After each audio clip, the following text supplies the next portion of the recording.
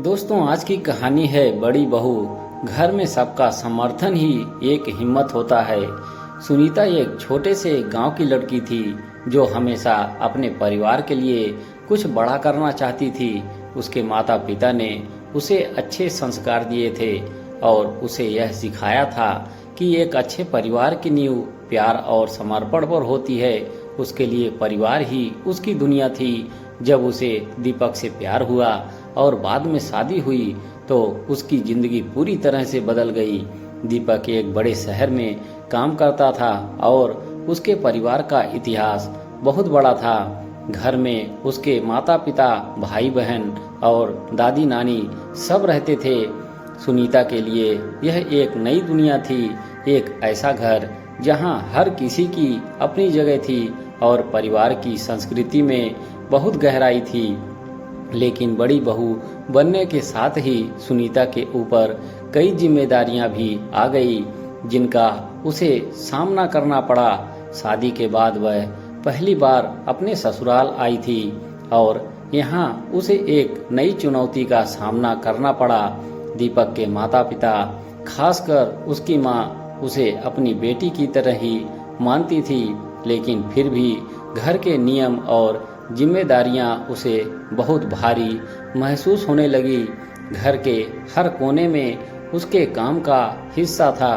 रसोई, सफाई, बच्चों की देखभाल और साथ ही साथ परिवार के बाकी सदस्यों की छोटी छोटी इच्छाएं भी पूरी करना। लेकिन सबसे बड़ा बदलाव तब आया जब उसे अपने ससुराल में बड़ी बहू का दर्जा मिला। अब उसकी जिम्मेदारियां केवल घर के कामों तक सीमित नहीं थी, बल्कि उसे अपने ससुराल के हर सदस्य का ख्याल रखना था, चाहे वह छोटा हो या बड़ा।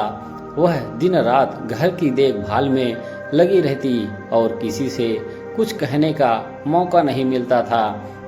इसके सबसे बावजूद उसकी आंखों में हमेशा एक सपना था, अपनी पहचान बनाना।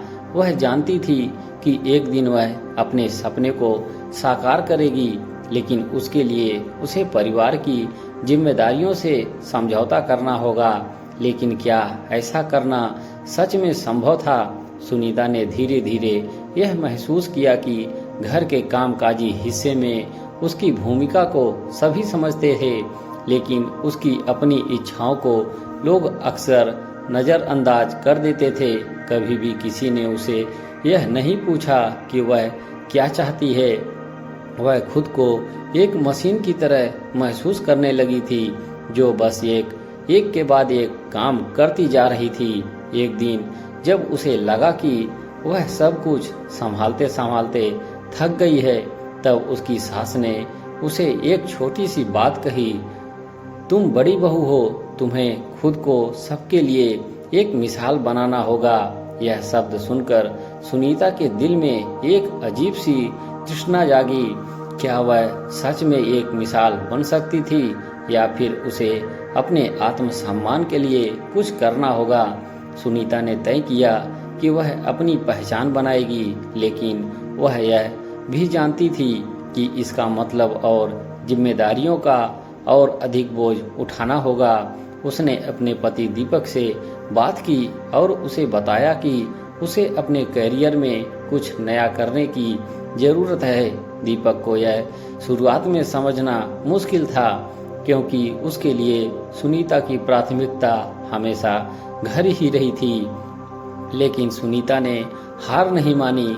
वह काम करने के लिए बाहर निकलती और धीरे धीरे उसने खुद को साबित किया। उसने अपने आप को एक नई दिशा दी और अपने सपने को हासिल करने के लिए संघर्ष किया। अब सुनीता के जीवन में दो दुनिया थी, एक तरफ उसका परिवार और दूसरी तरफ उसका करियर। उसने अपने ससुराल की जिम्मेदारियों को निभाते हुए अपनी खुद की पहचान बनाई। उसने काम करना शुरू किया, लेकिन साथ ही अपने घर की जिम्मेदारियों को भी पूरी तरह से निभाया। एक दिन उसकी सास ने देखा कि सुनीता थक चुकी है और उसने उसे आराम करने का सुझाव दिया।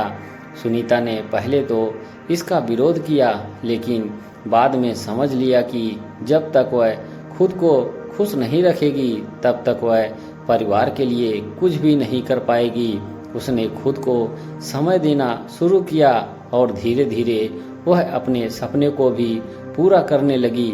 एक दिन दीपक ने देखा कि उसकी पत्नी, जो पहले केवल घर के कामों में व्यस्त रहती थी, अब अपनी पहचान बनाने में लगी हुई है।